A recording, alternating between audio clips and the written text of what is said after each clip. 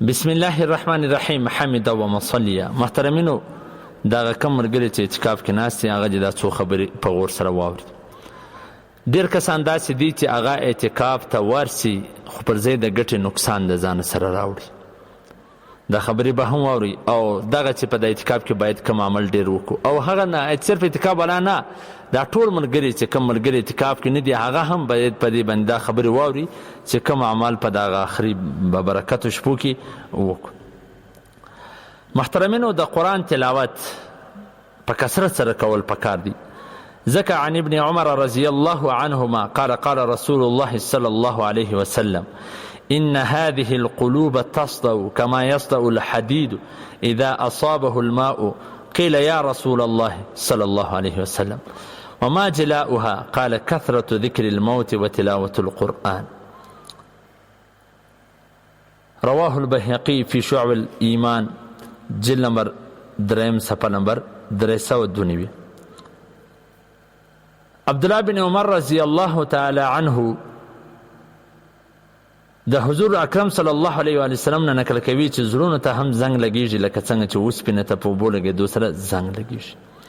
نو پوښتنه وسوله چې حضور صلی الله علیه وسلم د دې د صفایي به څه صورت وي؟ نبی کریم صلی الله علیه وسلم وفرمایل چې اکثره مرګ یادول او د قرآن پاک تلاوت کول. نو په دغه شپو کې محترمینو په کار دا ده چې اکثره وخت موږ په تلاوت کې تیر کړو چې څنګه موقع ملاویږي د قرآن تلاوت وکړو او تسبیحات او استغفار او نفلونه و دې ته زور ورکړو او ډېرې د سره کړو. او پاتې سوه دا کم ملګري چې اعتکاف کې ناست وي دې له ملګري راځي خلک راځي هلته دنیاوي خبرې ورسره کوي. محترمینو، د دې څخه بلکل ځان ساتل پکار دی. فتاوی حقانیه جلد نمبر 4 صفحه نمبر 198 هغه لیکلي دي چې د اعتکاف په دوران کې فضول خبر کول ځان ساتل پکار دي. ځکه د اعتکاف بنیادی مقصد د الله جل جلاله د عبادت په ډېروالي سره کول. په دوران اعتکاف کې د دنیاوي خبرو سره ځان ساتل پکار دي. ځکه محترمینو، په مسجد کې د دنیا خبرې کول صحیح نه دي. نه دا د ټیم پاس ځای دی چې خلک راځي د معتکف ټیم ورپاسوي. دا ډېر کسان داسې وي اعتکاف له ورغلي او بیا پر ځای باندې د ګټې نقصان راوړي. او دا ټول کتابونه دا لیکلي چې د اعتکاف په دوران کې خبرونه اوریدل یا فضول ویډیووي کتل فیسبوک کول د دې څخه ځان ساتل پکار دي. محترمینو، ځکه مسجد ته تصویران راوړل او په هغه کې تصویران لکه اخبار داسې کتابونه کړي چې دا بعضې کسان اخبارونه پکې ګوري، نو دا بالکل جایز نه دي. محترمینو، که څوک په مسجد کې کوي صرف هغه الله جل جلاله ته چې ځان سپارلی دی وخت یې هم ورته وسپاري. هسې نه چې ځان خو الله ته سپارلی دی مسجد کې لیکن وخت یې وبل چا ته ورکړي، په ټلفونو باندې ګنټو لګیایي، مجلسونه کوي، دنیاوي خبرې کوي او د خپل کور والا سره د خواهشاتو خبرې او د ضرورت خبرې او خواهشات خبرې ورسره کوي. نو د دې څخه محترمینو ځان ساتل پکار دي.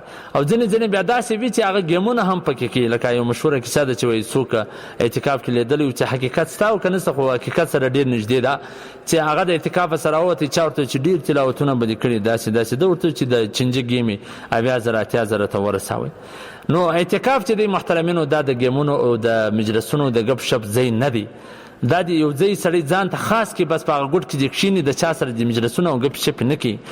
دا پرده لګول دا ضروري نه ده، لیکن چې ولګئ چې هلته یکسویي درته میلاو شي په یکسویي سره ته اعتکاف تېر کړې نو دا ښه او غوره خبره ده.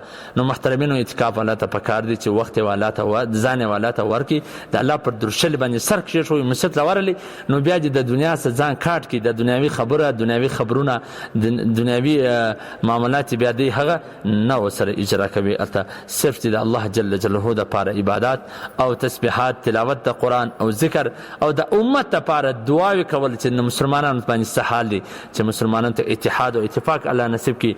د هر کور څخه چغې د بغارو د اوازونه راوځي، د غم اوازونه راوځي، چې الله جل جلاله پر مسلمانانو باندې رحم وکړي او دغه د کفر چې کوم یرغل دی پر مسلمانانو و دغه په هغه د خپل یرغل کې ناکام کړي او تباه او برباد کړي او الله جل جلاله هغه ته هدایت وکړي. هدایت یې په نصیب نه وي د مځکې سر جنسه پاکي مسلمانان د دغه کفارو د شر څخه محفوظه وساتي.